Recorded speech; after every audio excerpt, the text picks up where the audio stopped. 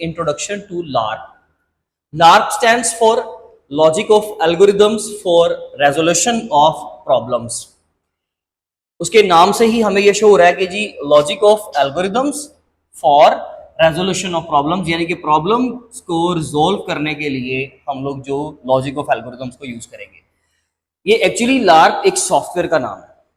ये एक बेसिकली एक इंटरेक्टिव मेथड है कि जिसके जरिए से हम अपने एल्गोरिदम्स को टेस्ट करने के लिए अपने एल्गोरिदम्स को, ये इवन फ्लो चार्ट को, सूडो कोड को हम अपने सॉफ्टवेयर के अंदर लिखते हैं और उनको एग्जीक्यूट करके देखते हैं। जैसे हम अपना सिंपल कोई भी बंदा एक लैंग्वेज के ऊपर काम कर रहा है तो उसके ऊपर जैसे वो प्रोग्राम लिखेगा किसी भी लैंग्वेज का, जावा का, सी लैंग्वेज का, ये सारी कंप्यूटर की लैंग्वेजेस हैं। तो जब हम प्रोग्रामिंग करते हैं या वेबसाइट्स बनाते हैं या सॉफ्टवेयर्स बनाते हैं या एप्लीकेशंस को बनाते हैं तो उनका हम कोड लिखते हैं। प्रॉपर प्रोग्रामिंग लैंग्वेज के अंदर उसका कोड लिखा जाता है और उस कोड को चला के कंपाइल करके एग्जीक्यूट करके हम उसके आउटपुट देखते हैं साथ साथ कि ये चीज़ सही बन रही है या नहीं बन रही। तो इसी तरीके से प्रोग्राम से पहले हम उसके एल्गोरिदम्स डिजाइन करते हैं और एल्गोरिदम्स को डिजाइन करने के लिए हमने दो टूल पढ़े, एक सूडो कोड और एक हम लोगों ने पढ़ा फ्लो चार्ट। यहाँ पे प्रॉपरली वैसे हम लोग सूडो कोड को एल्गोरिदम ही बोलेंगे, हम प्रॉपरली एल्गोरिदम ही बनाएंगे। मैं आपको सॉफ्टवेयर के साथ भी गाइड करूंगा और पहले आप लोग जो है चार एक इंपॉर्टेंट चीजें लार्प के मुतालिक सीखें कि ये एक ऐसा सॉफ्टवेयर है जो क्या करता है जी। It is a fun and interactive way to learn how algorithms work by actually running them and seeing the results. तो एक्चुअली हम लोगों ने इस मेथड के अंदर क्या करना है कि जी एक ऐसा तरीका है जिसके अंदर हम एल्गोरिदम्स को एक्चुअली जो एल्गोरिदम हम लोग इस्तेमाल करें उनको हम रन करके और देखेंगे, उनके रिजल्ट्स को देखकर फिर देखेंगे कि वो किस तरीके से काम कर रहे हैं। यानी कि हम लोगों ने प्रॉपरली एल्गोरिदम्स को लिखना है, एल्गोरिदम्स को लिखकर उसको चलाकर देखेंगे कि उसकी आउटपुट शो होती है, वो इनपुट लेता है, वो किस तरीके से काम करता है लार्प के अंदर। It's a playground where you can experiment with the different algorithms. ये एक प्रॉपरली प्लेग्राउंड टाइप हमारे पास चीज़ है जिसके अंदर हम लोग अपने एल्गोरिदम्स लिख सकते हैं, हम अपने फ्लो चार्ट्स को ड्रॉ कर सकते हैं, उनकी आउटपुट को देख सकते हैं, उसके अंदर मुख्तलिफ तरह की इनपुट देकर उसके अंदर क्या चेंज आता है, कैसे उसका बिहेवियर बदलता है, वो सारा कुछ हम टेस्ट कर सकते हैं। ये बड़ा ज़बरदस्त सॉफ्टवेयर है। तकरीबन ये कोई 8 MB की फाइल हो गई है, बल्कि उससे भी थोड़ी शायद 5.82 की, अप्रोक्सीमेटली 5.82 का ये जो है वो इसका सेटअप होगा। आप उसको इंस्टॉल करें अपने कंप्यूटर के अंदर। मैं कुछ चीज़ें चाहते उसके बारे में भी गाइड कर देता हूँ, लेकिन पहले आप ये उसके बारे में सुने कि व्हाई लार्प इज इंपॉर्टेंट, यानी कि इसकी क्या अहमियत क्या है। देखें, it helps to understand how algorithms work. Actually आपके एल्गोरिदम कैसे काम करता है वो आपको बताता है। See the effect of inputs, आप इनपुट्स के इफेक्ट देखें ऑन द आउटपुट के, आउटपुट के ऊपर क्या इफेक्ट आ रहा है। आप ये चीजें इसके ऊपर पढ़ते हो, डिस्कस करते हो। एक्चुअली होता ये है कि जब हम लोग लार्प को इंस्टॉल करना चाहते हैं तो हमने सिंपली क्या लिखना है, लार्प फ्री सॉफ्टवेयर डाउनलोड। बस सिंपली आप गूगल पे जैसे आप जाके ब्राउजर पे, जो भी ब्राउजर आप यूज करते हो, आप एंटर करेंगे, आपके सामने 2-4 लिंक्स आएंगे। आपको सामने कोई भी कुछ अच्छा जो सूटेबल लिंक लग रहा है जिसमें लिखा हुआ है कि जी लार्प फॉर विंडोज या जो भी आप लोग ऑपरेटिंग सिस्टम यूज कर रहे हो, मैक या ऑपरेटिंग सिस्टम विंडोज, तो उसके मुताबिक आप लोगों ने उसको इंस्टॉल कर लेना। वो 5.82 की फाइल होगी जो सेटअप आपका इंस्टॉल हो जाएगा। इंस्टॉल करने के बाद सिंपली आप उसको क्या करें, अपने कंप्यूटर के अंदर ओपन करें अपनी इस एप्लीकेशन को। आपके सामने एक स्क्रीन शो होगी, उसके स्क्रीनशॉट के बारे में भी अभी मैं फर्दर गाइड कर देता हूं। अब होता क्या है कि ये सिर्फ जो है आपको एल्गोरिदम्स नहीं बल्कि फ्लो चार्ट भी गाइड जो है वो ड्रॉ करवाता है। प्रॉपरली हर चीज उसके अंदर ही मौजूद है। जैसे कि यहाँ पर उन्होंने हमारी बुक के ऊपर एक एल्गोरिदम दिया हुआ, कहता है हम लोगों ने क्या करना है कि जी ये किस चीज का एल्गोरिदम है, ये एल्गोरिदम है जी नंबर को फाइंड करने का कि नंबर इवन है या ऑड है। इस चीज को जांचने के लिए, इस चीज को पता करने के लिए हम लोगों को एक एल्गोरिदम दिया है। हम यही एल्गोरिदम अपने सॉफ्टवेयर के ऊपर चलाकर देखेंगे कि क्या वो ठीक से इनपुट आउटपुट देता है या नहीं देता। हम नंबर पुट करके भी देखेंगे। तो इन शॉर्ट क्या हुआ कि लार्प के अंदर आप एल्गोरिदम्स लिखकर उसको चलाकर देखते हो कि वो कैसे काम करता है। भाई अगर आप सॉफ्टवेयर के अंदर एल्गोरिदम को लिखना है तो algorithm is not a rough language. यहाँ पर अब आप रफ वर्ड्स यूज नहीं करोगे, प्रॉपरली जो वर्ड्स वो हमें प्रोवाइड करता है एल्गोरिदम हम वो यूज करेंगे। जैसे कि हम लोगों को कौन कौन से कीवर्ड प्रोवाइड कर रहा है, देखें जैसे कि यहाँ पर स्टार्ट का कीवर्ड, यहाँ पर एंड का कीवर्ड, यहाँ से लेके यहाँ तक बॉडी। ये इंडिकेशन क्या कर रहा है, ये इंडिकेशन दे रहा है कि जी यहाँ से हमारा एल्गोरिदम एक्चुअली क्या हुआ है, स्टार्ट हुआ है और यहाँ तक हमारा एल्गोरिदम जो है वो चलेगा। इसके अलावा राइट एंटर नंबर, अब यहाँ पे इसका क्या मतलब है, राइट का मतलब है कि ये वाला मैसेज डिस्प्ले करवाओ। जब ये मैसेज डिस्प्ले करवाना है तो हमने क्या करना है, हमेशा इसको डबल कोट में लिखना है। जबकि रफली अगर मैं सिंपल पेपर में लिख रहा हूं एल्गोरिदम तो यहाँ पर कोई इतनी खास जरूरत नहीं है। मैं यहाँ पर राइट की बजाय डिस्प्ले भी लिख सकता हूँ, प्रिंट भी लिख सकता हूँ, ठीक है जी, शो द मैसेज भी लिख सकता हूँ। इस तरीके से हम सूडो कोड के अंदर भी वर्ड्स यूज कर सकते हैं और सूडो कोड को देख के ही आप एल्गोरिदम बनाते हो, हूबहू सेम ही होता है। लेकिन जब हम प्योरली एल्गोरिदम की बात करते हैं तो उसके लिए हमें प्रॉपरली यही कीवर्ड्स इस्तेमाल करने पड़ेंगे। आप सॉफ्टवेयर के अंदर राइट की जगह पर डिस्प्ले नहीं लिख सकते, शो नहीं लिख सकते, प्रिंट नहीं लिख सकते, आपको राइट ही लिखना पड़ेगा। हाँ, वैसे कि लार्क के डिफरेंट क्योंकि इसके वेरिएंट्स हैं तो उसके अंदर कुछ कीवर्ड्स की चेंजिंग्स आती हैं, लेकिन जो हम लोग यूज करते हैं पाकिस्तान के अंदर, जो हम लोग अपने स्कूल लेवल पे इस्तेमाल कर रहे हैं, या ये जो आपको उन्होंने दिया है, इसके अंदर आपको यही कीवर्ड्स यूज करने पड़ेंगे। मैंने इसको प्रॉपरली प्रैक्टिकली करके मैं अभी आपको दिखाता हूँ, उसके स्क्रीनशॉट्स जो मैंने चलाए हुए हैं। उसके बाद रीड किस लिए इस्तेमाल होता है जी? जब आपने इनपुट लेनी है, यूजर से इनपुट लेनी है कि जी बताएं मुझे नंबर बताओ कौन सा है, उसके लिए हम कौन सा कीवर्ड लिखेंगे? रीड। और एक चीज कि जितने भी कीवर्ड होंगे हम सारे इनको क्या लिखेंगे? कैपिटलाइज करके लिखेंगे। ये सारे मेरे कीवर्ड्स हैं, ठीक है जी। बाकी का डाटा मेरे कीवर्ड्स नहीं है, वो वैसे हम लोग जो है वो वेरिएबल्स वगैरह इस्तेमाल कर रहे हैं। तो एंटर नंबर हो गया, फिर यूजर एक नंबर एंटर करेगा, लेट्स से वो 6 या 7 जो भी उसने नंबर एंटर किया, तो वो नंबर इस वेरिएबल की वैल्यू बन जाएगा। हमने उस नंबर को चेक कैसे करना है, इवन या ऑड है, सिंपली इफ की कंडीशन लगाएंगे। इफ देन क्या होता है जी? इफ देन का मतलब होता है इफ का कीवर्ड, उसके सामने हम हमेशा क्या लिखते हैं? अपनी कंडीशन। ये हमारी कंडीशन है और कंडीशन आंसर देगी या ट्रू में या फॉल्स में। तो इसमें लिखा क्या हुआ है कि उस नंबर को, जो भी यूजर ने नंबर पुट किया है, वो 6 है, 7 है, 8 है, 10 है, 2 है, उस नंबर को 2 पर डिवाइड करो। यहाँ पे तो परसेंटेज यूज हुआ है, परसेंटेज का मतलब भी डिवीजन ही होता है, लेकिन ये आंसर में आपको रिमाइंडर देता है। रिमाइंडर समझते हो? रिमाइंडर क्या होता है जी? जैसे कि अगर कोई यूजर 6 पुट करता है तो 2 पे डिवाइड करके देखे जी, मैंने 2 पे डिवाइड किया ना इसको, तो 2 3 आर 6, तो यहाँ पर 3 आंसर नहीं बल्कि क्या आंसर है? 0। सिंपली डिवीजन लगाऊंगा तो आंसर क्या होगा? 3। लेकिन अगर हम परसेंटेज का साइन यूज करेंगे, परसेंटेज का साइन का मतलब होता है मॉड, मॉडुलस, उसका मतलब होता है कि आपको आंसर में ये रिमाइंडर निकाल के देता है डिवाइड करके। तो ये आप जो भी यूजर नंबर पुट करेगा उसको हम 2 पे डिवाइड करेंगे, रिमाइंडर आंसर में निकलेगा।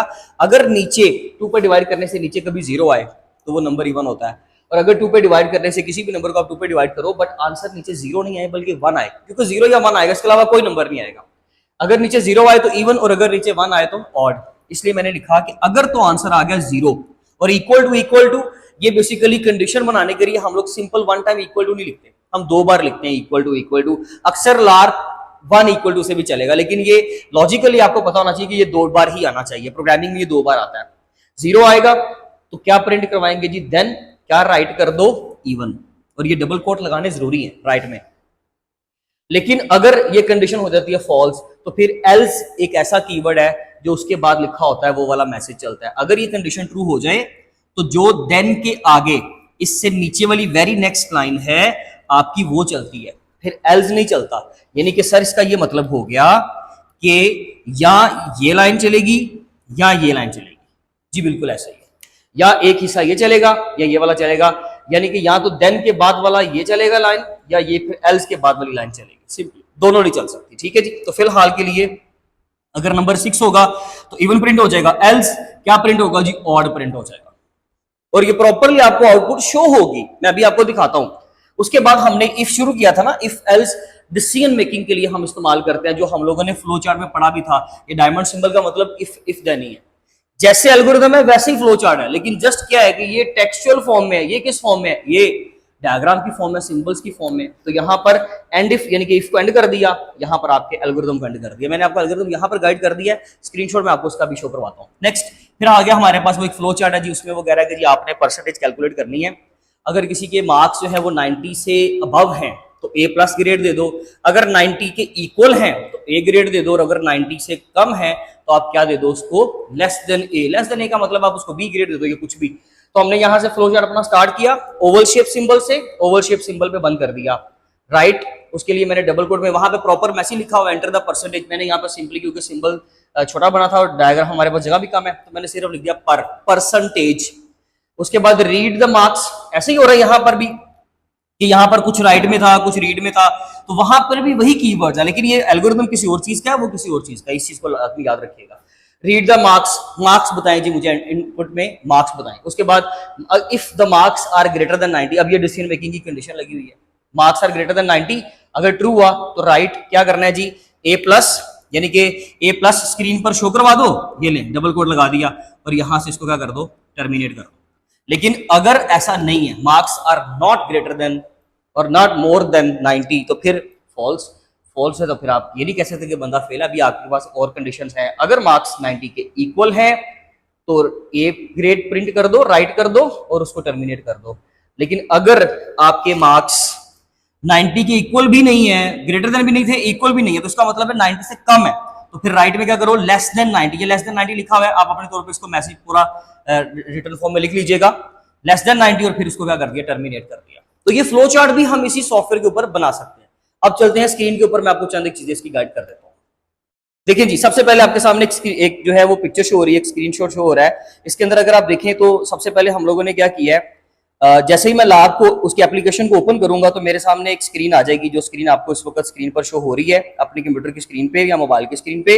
इसमें सबसे पहले हम लोग जो ऊपर मेन्यू लिखा हुआ है, file, edit, view, execute, project, options और हेल्प, फाइल पे मैंने क्लिक कर दिया। जैसे ही फाइल पे क्लिक करूंगा तो क्या शो होगा जी आपको, न्यू, ओपन। अगर तो फाइल मेरे पास पहले से बनी हुई तो मैं ओपन पे क्लिक कर दूंगा, अदरवाइज हम पे किस पे क्लिक करेंगे जी, न्यू पे क्लिक कर देंगे। मैंने न्यू पे क्लिक कर दिया, ठीक है। जैसे न्यू पे क्लिक करूंगा तो वो एक नई फाइल क्रिएट करेगा। अगर ओपन पे क्लिक करूंगा तो इसका मतलब है फाइल पहले से एग्जिस्टेड है, पहले से बनी हुई है, लेकिन फिलहाल हम न्यू पे क्लिक करेंगे। जैसे मैं न्यू पे क्लिक करूंगा मेरे सामने जो है वो एक नई स्क्रीन आएगी, जो कि आपको अभी स्क्रीन पे शो हो रही है, ठीक है जी। इसमें सेकंड में इसमें क्या कहता है, वो कहता है कि जी why do you want to create, वो हमें उसका तो आंसर नहीं देना, वो न्यू प्रोजेक्ट में अब बता रहा है कि जी अब बताएं आपने सूडो कोड लिखना है पहले या फ्लो चार्ट लिखना है। इसके अलावा नीचे ऑक्सिलरी मोड है, ऑक्सिलरी मोड का बाद में बताता हूँ। पहले हम लोगों ने क्या करना है जी, हम पहले एल्गोरिथम की प्रैक्टिस करना चाहते हैं, तो हम लोग इसमें से किसको सिलेक्ट कर लेंगे, हम सूडो कोड को जो है वो सिलेक्ट कर लेंगे सबसे पहले, ठीक है। सेलेक्ट करने के बाद हमारे पास ये वाली स्क्रीन आ जाएगी जो आपको इस वक्त शो हो रहा है, नेक्स्ट स्क्रीनशॉट। अगर आप ये थर्ड स्क्रीनशॉट देखें तो इसके अंदर आप मैंने कोड लिखा हुआ है सारा, ठीक है, कोड आपको शो हो रहा है। अब इस कोड में हम लोगों ने एल्गोरिथम में जी सारा लिख दिया कि जी जो मैंने अभी आपको स्क्रीन पर पढ़ाया, अभी मैंने एज इट इज लिखा हुआ, आप इसके सारी वर्डिंग चेक कर सकते हो। इसके अंदर हम लोगों ने सबसे पहले लिखा स्टार्ट, फिर मैंने लिखा थोड़ा सा, मैंने इंडेंट क्रिएट किया, स्पेस क्रिएट की और थोड़ा सा आगे करके लिखा रीड द नंबर, देन फिर कंडीशन लगा दी। अब देखिए मैंने इसमें इक्वल टू भी 1 टाइम यूज किया, क्योंकि वो इसको 2 टाइम में कर रहा था, तो वो उसको जो है वो एक्सेप्ट नहीं कर रहा था। Then right it's an even number, यहाँ पे मैंने कंप्लीट मैसेज शो करवा दिया। बोर्ड पे मैंने आपको जो है वो सिर्फ वर्ड लिखे हुए थे, यहाँ पर मैंने कंप्लीट मैसेज लिखा हुआ है। इवन मैंने जो बुक के ऊपर मैसेज है उसको भी थोड़ा सा चेंज कर दिया, इट्स एन इवन नंबर, और एल्स में right not an even number, it's an odd number, ठीक है जी। जाहिर है कि अगर वो इवन नंबर नहीं तो वो ऑड नंबर होगा। एंड देन हम उसको जब जैसे ही सारा कोड कंप्लीट कर लेंगे, तो इस सारे कोड को कंप्लीट करने के बाद अब हम लोग जाएंगे, आप लोग देखें कि हम लोग एग्जीक्यूट पे क्लिक करेंगे। ऊपर मेन्यू बार में ये नेक्स्ट स्क्रीनशॉट पे आप लोग देख सकते हो। देखिए जी, इसके अंदर अब क्या होगा, हम लोग चले गए एग्जीक्यूट पे, एग्जीक्यूट पे क्लिक किया। अब इसमें आपको सामने ऑप्शन शो हो रहा है जी, कंपाइल का, एग्जीक्यूट का और एग्जीक्यूट स्टेप बाय स्टेप का। इसका क्या मतलब है, देखिए हमने सबसे पहले कंपाइल करना है। कंपाइल करने का मतलब ये होता है कि वो आपके सारे एल्गोरिथम को रीड करेगा कंप्यूटर, और रीड करने के बाद देखेगा कि इसमें कोई एरर तो नहीं है। अगर तो कोई एरर हुई तो वो नीचे बॉटम में जो आपको वाइट एरिया शो हो रहा है ना, वहां पर आपको वो एरर रिपोर्ट कर देगा कि भी यहाँ पे हमने इतनी एरर्स डिटेक्ट की हैं। इवन स्क्रीन पर मैसेज भी शो हो जाएगा, ठीक है। अगर कोई एरर ना हुई तो वो सक्सेसफुली हमें शो करवा देगा कि कोई एरर नहीं है। फिलहाल हम लोगों ने कंपाइल पे करना है क्लिक, पहले कंपाइल करेंगे, ठीक है। जैसे ही हम कंपाइल पे क्लिक करेंगे, अगर तो हमारे कोड में कोई एरर नहीं हुई तो फिर क्या करेगा, वो हमें स्क्रीन पर आउटपुट शो करवा देगा, हमें शो करवाएगा सॉरी कि आपकी एरर 0 है, वार्निंग 0 है। हम उस मैसेज को क्लोज करके तो फिर नीचे इन्हीं ऑप्शन में से जो एग्जीक्यूट का ऑप्शन उसको चलाएंगे। जब मैं एग्जीक्यूट पे क्लिक करूंगा तो मैं आपको नेक्स्ट स्क्रीनशॉट पे लेके चलता हूं, ये वाला देखिए जी। अब इसमें हमने क्या करना है, जैसे ही मैंने क्या किया, एग्जीक्यूट पे क्लिक किया ना, तो हमें ये वाली स्क्रीन आपकी शो हो गई। उसमें मैंने एक नंबर पुट किया था 6, तो उसने कहा इट्स एन इवन नंबर। जैसे ही मैंने 6 एंटर करना है, 6 लिख के मैंने एंटर प्रेस करना है, एंटर प्रेस करूंगा वो नीचे खुद ही मैसेज शो करवा देगा इट्स एन इवन नंबर, क्योंकि 6 डेफिनेटली एक इवन नंबर है, राइट। लेकिन अगर मैं इसको आपको दूसरी आउटपुट शो करवाऊं, क्योंकि मुझे इसमें दूसरा नंबर भी आपको शो करवाना है, तो उसके लिए हम क्या करेंगे जी, नेक्स्ट स्क्रीनशॉट पे चलते हैं, क्योंकि मैंने वो भी रन करके उसका लिखा हुआ है। अब ये देखें, अब इस स्क्रीनशॉट में क्या होगा कि जैसे ही मैं 7 लिखा, मैंने 7 लिखकर मैंने एंटर प्रेस किया हुआ, तो उसने कहा कि it's not an even number, it's an odd number. तो ऑड नंबर का मैसेज शो होगा, सिंपल। इस तरीके से हम लोगों ने क्या किया, अपना एल्गोरिथम रन करके दिखाया। मैं आपको चंद एक चीजें शेयर करना चाहता हूं आप लोगों के साथ। आप एक स्क्रीनशॉट देखें, अच्छा ये वाला स्क्रीनशॉट देखें जी। इस स्क्रीनशॉट में आपको एक चीज नजर आ रही होगी जिसको मैंने सर्कलाइज किया हुआ रेड कलर के साथ, और मेन के ऊपर मैंने क्लिक किया हुआ है। देखें, हम जब एल्गोरिथम लिखेंगे तो वो बेसिकली हमारा मेन मॉड्यूल होगा। 2 तरह के मॉड्यूल होते हैं, एक होता है मेन मॉड्यूल, एक होता है ऑक्सिलरी मॉड्यूल। ऑक्सिलरी मॉड्यूल के अंदर हम लोग क्या करते हैं कि हमारे ऑक्सिलरी मोड के अंदर, यानी कि अगर मैं एक और फाइल क्रिएट करता हूं, यहाँ पर सबसे पहले तो हमने फाइल क्रिएट करनी है, ये भी याद रखिएगा, और उस फाइल का कोई नाम भी होगा, और उसकी एक्सटेंशन जो होगी सॉफ्टवेयर के मुताबिक होगी .LARP एक्सटेंशन। होप सो आप समझते हैं, जैसे कि एक पिक्चर की एक्सटेंशन होती है .JPG या .JPEG या GIF। इसी तरीके से इस सॉफ्टवेयर की भी एक्सटेंशन होती है .larp लार्प, ठीक है जी। ऊपर आपको स्क्रीन पर बल्कि शो भी हो रहा होगा टाइटल बार में, टॉप पे देखें ना तो क्लास 9th .larp आपको स्क्रीन पर शो हो भी रहा है। इस रेड सर्कल में अब मेन मैंने सेलेक्ट किया हुआ, इसका मतलब है कि मेरा एल्गोरिथम मेन मॉड्यूल में चल रहा है और मेन मॉड्यूल में ही आपका एल्गोरिथम चलना चाहिए। जब मैं फ्लोचार्ट को रेडी करूंगा, फ्लोचार्ट को ड्रॉ करूंगा, तो वो भी मेन मॉड्यूल के अंदर होगा तो ही रन होगा। ऑक्सिलरी तो हम यूज करते हैं कि जब हमने अपने एल्गोरिथम के साथ कोई और चीजें, कोई और फंक्शन साथ में अटैच करना है, कोई सब रूटीन अटैच करनी है, कोई फंक्शन अटैच करना है, लेकिन वो हमारे सिलेबस का स्कोप नहीं है, ठीक है जी। इसलिए हम लोग क्या करेंगे, इसमें मेन मॉड्यूल में सिर्फ हमारे पास एक ही फाइल है, यानी कि एक ही मोड शो हो रहा है और एल्गोरिथम हमारा इस तरीके से एग्जीक्यूट करेगा और एल्गोरिथम आपका सक्सेसफुली एग्जीक्यूट कर भी गया। चंद एक चीजें मैं आपको ऑक्सिलरी मोड के लिहाज से भी स्क्रीनशॉट शेयर कर देता हूं आप लोगों के साथ। अब ये देखें आप स्क्रीन के ऊपर, मैंने एक तो स्क्वायर बॉक्स रेडी किया हुआ है, जो लेफ्ट पे मैंने क्लिक किया हुआ है, जो लेफ्ट पे सर्कल किया हुआ है रेड कलर में, आप उसमें देखिए तो वहां पे लिखा हुआ है मेन मॉड्यूल में मेन, और मेन ही हमारे पास होना चाहिए। और उसके अलावा जब आप लोग देखेंगे कि जी यहाँ पर मैंने कौन सी चीज सेलेक्ट की हुई है, न्यू ऑक्सिलरी मोड में सूडो कोड, तो सूडो कोड के नीचे एक फाइल रखी हुई है मॉड्यूल 1। अब इस मॉड्यूल 1 का क्या मतलब है, अगर आप लोगों ने कोई सब रूटीन, कोई फंक्शन साथ में अटैच करना है, इसलिए अगर आप प्रीवियस स्क्रीनशॉट पर अगर आप वापस जाओगे ना जिसमें मैंने सर्कल किया हुआ था, अब आप उस मेन पे क्लिक करोगे तो आपको वो सर्कल के नीचे जो है वो ऑक्सिलरी मोड मॉड्यूल नंबर 1 भी शो होगा। लेकिन एक्चुअली हम लोगों ने फिलहाल इसको मेन मॉड्यूल में अपना एल्गोरिथम ही रखना है और उसी को सिर्फ चलाना है। नेक्स्ट चलते हैं जी फ्लोचार्ट की तरफ। जब हम लोगों ने फ्लोचार्ट को रेडी करना है, जब हम लोगों ने फ्लोचार्ट को चलाना है, तो उसके लिए भी हम लोग क्या करेंगे, सबसे पहले इसी तरीके से हम लोग जो स्क्रीनशॉट मैंने अभी आपको आपकी स्क्रीन पे आपको शो हो रहा है, इसके अंदर आप देखिए ना हमारे पास दो ऑप्शन है, सूडो कोड का भी है और साथ में फ्लोचार्ट का भी है। तो अगर मैं फ्लो चार्ट पे पहले मैंने सेलेक्ट किसको किया हुआ, सूडो कोड को, जैसे ही फ्लो चार्ट को क्लिक करूंगा और सर्कल के स्क्वायर जो सर्कल रेड कलर में शो हो रहा है उसके ऊपर जो न्यू प्रोजेक्ट का ऑप्शन शो हो रहा है ना आपको, उसमें सूडो कोड पहले सेलेक्ट किया हुआ था। अब हम लोग करेंगे कौन सा, फ्लो चार्ट। जैसे ही मैं फ्लो चार्ट के ऊपर सेलेक्ट करूंगा, क्लिक करूंगा, तो उसके बाद हम एंटर प्रेस करेंगे और हमारे पास एक नई स्क्रीन आ जाएगी, ये वाली। अब देखें इसमें वो आप लोगों को शो करवा रहा है जी। मैंने यहाँ पर ऑक्सिलरी बोर्ड में कुछ चेंजिंग्स की थी तो मैंने क्लास 9th लिखा हुआ, लेकिन आप उसको स्किप कर दें, आप बिल्कुल भी उसके ऊपर गौर ना करें, सिर्फ मेन मॉड्यूल में रखना है फ्लो चार्ट को। अब देखिए एक सिंपल फ्लो चार्ट शो होगा जी, एंटर और रिटर्न। रिटर्न का मतलब यहाँ पर एंड करना ही है या आंसर शो करवाना है, सिंपल। तो ठीक है जी, हमें ये वाला शो होगा। अब इसमें होगा क्या, जब आपको ये वाला सिंपल सा शो होगा ना, तो इसके ऊपर क्या करोगे, अब मैं आपको एक चीज शो करवाना चाहूंगा कि इस सिंपल फ्लो चार्ट के बाद हम क्या करेंगे, जो सेंटर में मुझे दो डायग्राम्स के दरम्यान में एक सिंपल सा डॉट शो हो रहा है शो, उसके ऊपर जाकर मैं उसको क्या करूंगा, मैं आपको उस एरो से शो भी करवा रहा हूं। देखें इस तरीके से वो आप लोगों को क्या शो हो रहा है कि जी एक रेड एरो शो हो रहा है एग्जैक्ट उस नोड के ऊपर, उस छोटे से सर्कल के ऊपर हम करेंगे क्लिक। जैसे ही मैं राइट क्लिक करूंगा, सॉरी राइट क्लिक करना है, राइट क्लिक करूंगा तो ये वाली स्क्रीन शो हो जाएगी। राइट क्लिक किया तो एक मेन्यू शो हुआ इंसर्ट। अब मैं जब जैसे ही इंसर्ट के ऊपर क्लिक करूंगा तो वो मुझसे पूछेगा कि आपने कौन सी चीज इसमें से ऐड करनी है फ्लो चार्ट के अंदर। ये देखिए मैंने इंसर्ट पे क्लिक किया, इंसर्ट पे क्लिक करने के बाद आपके सामने इस तरीके से सारा वो मेन्यू ओपन हो गया कि आपने सीक्वेंशियल लगाना है, इनपुट लगाना है, कोई मॉड्यूल लगाना है, कमेंट लगाना है, इफ की कंडीशन लगानी है, इफ एल्स यूज करना है, व्हाइल लूप यूज करना है, जो भी चीज आपने इस्तेमाल करनी होगी वो सिंबल ऑटोमेटिकली आप यहाँ से ऑप्शन सेलेक्ट करोगे वो सिंबल बना देगा। हम लोग अपना फ्लो चार्ट स्टार्ट करते हैं। मैं आपको कुछ बेसिक स्टेप्स उसके बता देता हूँ, बाकी फिर मैंने सारा वहां पे कठाई बना दिया हुआ है। देखिए जी, सबसे पहले मैंने सेलेक्ट किया इनमें से इनपुट सिंबल। जैसे मैं इनपुट पे क्लिक करूंगा मेरे सामने ये वाली स्क्रीन आ जाएगी। देखें इस स्क्रीन के ऊपर आपको शो हो रहा है एक मेन्यू और उसके अंदर आपको इनपुट आउटपुट में क्या शो हो रहा है, रीड, राइट और क्यूरी। ये तीन ऑप्शन हम इस्तेमाल कर सकते हैं। राइट भी इस्तेमाल हो रहा है यानी कि मैसेज शो करवा लो, लेकिन हमने मैसेज शो करवाना है क्या, मैंने राइट में सॉरी लिखना है ना कुछ, क्योंकि मुझे अपने फ्लो चार्ट के अंदर सबसे पहला मेरा सिंबल क्या था कि जी आप राइट में क्या लिखेंगे जी, एंटर द परसेंटेज। अगर हम लोग मार्क्स की कर रहे हैं तो ठीक है जी, मैंने क्या लिखा वहां पर राइट के अंदर एंटर द परसेंटेज। मैं जैसे राइट में एंटर द परसेंटेज लिखकर इसको क्लोज कर दूंगा मैसेज को, तो हमें सिंबल इस तरीके से एंटर द, आपको उसके अंदर पैरेललोग्राम के सिंबल के अंदर right the enter percentage show भी हो रहा है। नेक्स्ट अगली सिंबल आपको शो करवाता हूँ। नेक्स्ट ये देखें इसके अंदर हम लोगों ने क्या किया जी, मैंने रीड मार्क्स किया है यानी कि मार्क्स एंटर हो जाएगा। ठीक है, रीड मार्क्स यानी कि नंबर की इनपुट दें, मार्क्स की इनपुट दें। मार्क्स की इनपुट देने के बाद इसी तरीके से मैं सिंबल्स यूज करता रहूंगा और फाइनली जो है हम लोगों को स्क्रीन पर इस तरीके से मेरा सारा फ्लो चार्ट रेडी। ठीक हो गया जी। अब मैं क्या करूंगा, उसी तरीके से जैसे एल्गोरिथम को चलाया था मैं वापस जाऊंगा अपने एग्जीक्यूट के बटन के ऊपर, एग्जीक्यूट पर क्लिक करूंगा। एग्जीक्यूट पर जैसे ही क्लिक किया तो एग्जीक्यूट पर क्लिक करने के बाद वो मुझे बताएगा कि इसमें कोई एरर तो नहीं है, और मैंने एग्जीक्यूट पर क्लिक किया एंड देन मुझे ये वाला स्क्रीनशॉट शो होगा।